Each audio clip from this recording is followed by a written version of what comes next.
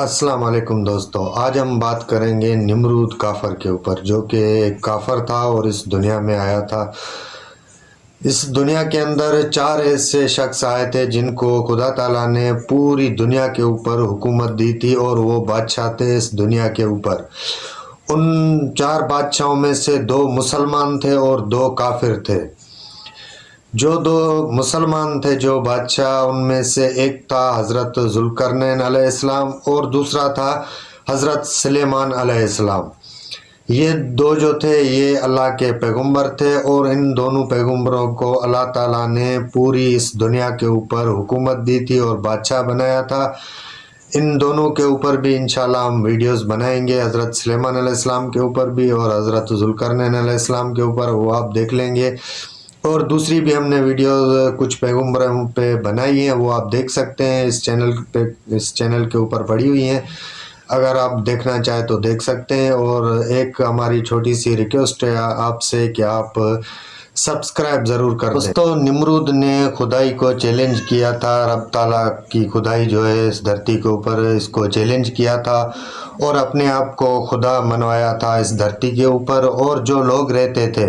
उनको ये सजदा करवाता था अपने आप को, और लोग जो थे बेचारे इसको सजदा करते थे, क्योंकि उनके पास इल्म इतना नहीं था कि खुदा है कि उसकी इबादत करनी है, लिहाजा वो उसको खुदा समझते थे और उसको सजदा करते थे। निमरूद बदबख्त ने इस धरती के ऊपर 400 साल हुकूमत की। इन 400 साल के अंदर जो लोग थे वो बुतों को पूजते थे और हर कबीले ने अपना बुत बनाया हुआ था और वो उसको पूजता था।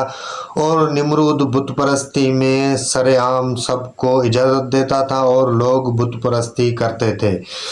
और जो ये बुत हैं इनको ये लोग पूजते थे और इनको खुदा मानते थे। इस हालत के अंदर खुदा ताला को जब याद करने वाला कोई नहीं था, तो खुदा ताला ने इनके ऊपर, इस कौम के ऊपर एक पैगंबर भेजा और उस पैगंबर का जो नाम है वो है हज़रत इब्राहिम अलैहिस्सलाम। हज़रत इब्राहिम अलैहिस्सलाम खुदा का पैगाम लेकर इस धरती पर आए थे और ये जो कौम थी इसको हज़रत इब्राहिम अलैहिस्सलाम ने खुदा ताला का पैगाम सुनाया और अल्लाह की वहदानियत का ज़िक्र किया इन कौम से, इस कौम से। और इस कौम ने हज़रत इब्राहिम अलैहिस्सलाम की बातों को नहीं माना था। जब हज़रत इब्राहिम अलैहिस्सलाम ने उस कौम को बहुत ही समझाया, लेकिन वो कौम समझने के लायक नहीं थी और उन्होंने हज़रत इब्राहिम अलैहिस्सलाम की बात नहीं मानी। तो एक दिन हज़रत इब्राहिम अलैहिस्सलाम ने क्या किया कि जहाँ पे उनके जो ये सारे बुत पड़े हुए थे, हज़रत इब्राहिम अलैहिस्सलाम वहाँ पे गए और सारे बुतों को तोड़ दिया। जो इनका सबसे बड़ा बुत था उसके कांधे के ऊपर हज़रत इब्राहिम अलैहिस्सलाम ने कुल्हाड़ी रख दी और जो दूसरे छोटे बुत थे वो सारे, उन सारों को तोड़कर आप चले आए। जब इस कौम ने देखा कि जो ये जब बुत खाने गए तो देखा कि सारे बुत टूटे हुए हैं और एक जो बड़ा बुत है उसके ऊपर कुल्हाड़ी पड़ी हुई है। और ये सारे, इनको पता लग गया था कि जो इब्राहिम अलैहिस्सलाम है वो हमारे खुदाओं को नहीं मानते, ये काम उसने ही किया है। ये जो सारे मिलके हज़रत इब्राहिम अलैहिस्सलाम के पास गए और हज़रत इब्राहिम अलैहिस्सलाम को इन्होंने बोला कि ये जो बुत हैं ये आपने तोड़े हैं, क्योंकि आप इन हमारे खुदाओं को नहीं मानते, आपका खुदा दूसरा है, हमारा दूसरा है, इसलिए आपने ये सारा काम किया है। तो हज़रत इब्राहिम अलैहिस्सलाम ने फरमाया कि मैंने ये काम नहीं किया, ये जो तुम्हारा बड़ा बुत है इसने ही ये काम सारा किया है। तो सारे मिलके हज़रत इब्राहिम अलैहिस्सलाम को बोलने लगे कि ये जो बुत हैं ये अपनी जगह से हिल नहीं सकते, ये अपनी जगह हरकत नहीं कर सकते, और ये जो हैं ये सारे हमने अपने हाथों से बनाए हुए हैं, ये कैसे तोड़ सकते हैं एक दूसरे को, ये खाना नहीं खा सकते, ये बोल नहीं सकते, ये अपनी जगह से हरकत नहीं कर सकते, तो ये कैसे तोड़ सकते हैं। तो यही दलील बनाकर हज़रत इब्राहिम अलैहिस्सलाम ने इनको बताया कि जब ये बोल नहीं सकते, जब ये खाना नहीं खा सकते, जब ये तुम्हारे अपने हाथों से बनाए हुए हैं, तो ये कैसे खुदा हो सकते हैं। लिहाजा आप इनको नहीं मानिए, आप उस खुदा को मानिए जिसने ये ज़मीन बनाई है, जिसने इंसान को बनाया है, जिसने आसमान, सूरज, चाँद, तारे बनाए हैं, आप उनको मानिए। تو انہوں نے یہ بات نہیں مانی حضرت ابراہیم علیہ السلام کی، اور حضرت ابراہیم علیہ السلام کے یہ دشمن بن گئے، اور حضرت ابراہیم علیہ السلام کی قتل کی سازش انہوں نے بنائی۔ کیا کیا کہ ایک بہت بڑا جو انتظام کیا آگ کا، بہت ہی لکڑیاں اکٹھی کی اور ان کو آگ لگائی، اور حضرت ابراہیم علیہ السلام کو اس آگ کے اندر پھینکا۔ تو خدا تعالیٰ نے آگ کو حکم دیا کہ ابراہیم کو نہیں جلانا، اور حضرت ابراہیم کے اوپر ٹھنڈی ہو جانا، اور حضرت ابراہیم کو اس آگ کے اندر سکون ہے۔ اللہ تعالیٰ کا حکم جب آگ کے اوپر آ گیا اور آگ ٹھنڈی ہو گئی حضرت ابراہیم علیہ السلام کے اوپر، اور 2 سے 3 دن جب آگ کے اندر رہے حضرت ابراہیم علیہ السلام، اور آگ نے کچھ بھی نہیں کیا۔ جب حضرت ابراہیم علیہ السلام آگ سے باہر آئے اور لوگوں نے دیکھا کہ حضرت ابراہیم علیہ السلام کو کچھ بھی نہیں ہوا اور وہ سلامت باہر آ گئے ہیں، تو حضرت ابراہیم علیہ السلام نے اس قوم کو یہی سمجھایا کہ دیکھو یہ خدا تعالیٰ کا معجزہ ہے، اللہ رب العزت نے مجھے نہیں جلایا، میں آگ سے سلامت باہر آ گیا ہوں، آپ دیکھ لیں میرا خدا سچا ہے، لہذا آپ کے خدا جو ہیں وہ جھوٹے ہیں، تو آپ ان خداؤں کو نہیں مانیے اور اس خدا کو مانیے جس خدا نے مجھے آگ سے بچا لیا ہے۔ جب حضرت ابراہیم علیہ السلام کو آگ نے نہیں جلایا، اور نمرود کو جب پتہ چلا کہ آگ سے سلامت باہر آ گئے ہیں حضرت ابراہیم علیہ السلام، تو اس نے حضرت ابراہیم علیہ السلام سے مناظرہ کیا، اور حضرت ابراہیم علیہ السلام کو اس کی دربار میں پیش کیا گیا۔ جب حضرت ابراہیم علیہ السلام ان کی دربار میں آئے تو اس نے پہلا ہی جو سوال تھا وہ حضرت ابراہیم سے یہ کیا کہ تمہارا خدا کیا کر سکتا ہے جو میں نہیں کر سکتا اور تمہارا خدا کر سکتا ہے؟ تو حضرت ابراہیم علیہ السلام نے جواب دیا کہ میرا جو خدا ہے وہ زندہ کو مردہ کر سکتا ہے اور مردے کو زندہ کر سکتا ہے۔ تو نمرود نے کیا کیا کہ اس کی جیل کے اندر 2 قیدی تھے، ان میں سے ایک کو سزائے موت تھی، اس کو بخش کر دیا، اس کو چھوڑ دیا، اور جو دوسرا آزاد ہونا تھا اس کو سزائے موت دے دی، اور یہ دلیل پیش کی حضرت ابراہیم کے سامنے کہ دیکھو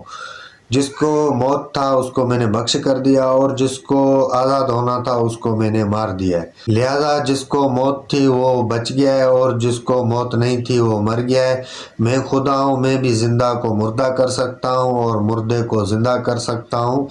تو مجھے خدا مانا جائے۔ تو حضرت ابراہیم علیہ السلام نے اس کے سامنے دوسرا سوال رکھا کہ یہ جو سورج ہے یہ جو مشرق کی طرف سے نکلتا ہے اور مغرب کی طرف غروب ہوتا ہے، تو تم کیا کرو کہ اس کو مغرب کی طرف سے نکالو اور مشرق کی طرف اس کو غروب کر کے دکھاؤ تو میں تم کو خدا مانوں۔ جب نمرود نے دیکھا کہ یہ کام جو ہے وہ نمرود کی بس کی بات نہیں ہے، یہ تو خدا تعالیٰ ہی کر سکتے ہیں، جو وحدہ لا شریک ہیں وہی کر سکتے ہیں، تو نمرود حضرت ابراہیم کے سامنے بے بس ہو گیا، اور نمرود نے کہا کہ میں تمہارے خدا سے جنگ کروں گا اور تم اپنے خدا کو بولو کہ اپنی فوج تیار رکھے۔ تو حضرت ابراہیم علیہ السلام نے اللہ تعالیٰ سے دعا کی کہ یہ جو نمرود ہے یہ آپ سے جنگ کرنا چاہتا ہے، تو اللہ تعالیٰ کی طرف سے حکم آیا حضرت ابراہیم علیہ السلام کے اوپر کہ اس کو بتاؤ کہ میں جنگ کے لیے تیار ہوں۔ تو جب حضرت ابراہیم علیہ السلام نے نمرود کو بتایا کہ خدا تعالیٰ کا یہ پیغام ہے کہ میں جنگ کے لیے تیار ہوں، لہذا تم تیاری کرو جنگ کی اور تم میرے ساتھ جنگ کرو، تو نمرود نے حضرت ابراہیم علیہ السلام سے کچھ وقت مانگا 3 دن کا، کہ مجھے 3 دن دیے جائیں کہ میں اپنے جنگ کی تیاری کر سکوں۔ تو حضرت ابراہیم علیہ السلام نے اس کو 3 دن کا ٹائم دیا۔ جب 3 دن گزر گئے، جب نمرود کی جو ساری فوج ہے، کیونکہ اس کی جو حکومت تھی وہ ساری دنیا کے اوپر تھی، اور ساری دنیا سے اس نے فوج اکٹھی کی، جب فوج اکٹھی ہو گئی تو حضرت ابراہیم علیہ السلام کو اس نے بتایا کہ میری فوج اکٹھی ہو گئی ہے، اب آپ جنگ کی جو ہے وہ آپ جنگ کریں میرے ساتھ۔ حضرت ابراہیم سے اس نے یہ سوال کیا، تو حضرت ابراہیم علیہ السلام نے اللہ تعالیٰ سے دعا کی کہ آپ اب اپنی فوج بھیجیں۔ جب اللہ تعالیٰ کی فوج اس دھرتی کے اوپر آئی تو دوستو آپ کو پتہ ہے وہ کیا چیز تھی، وہ کون سی فوج تھی جو اس دھرتی پہ آئی تھی نمرود کا مقابلہ کرنے کے لیے خدا کی طرف سے؟ دوستو وہ مچھر تھے،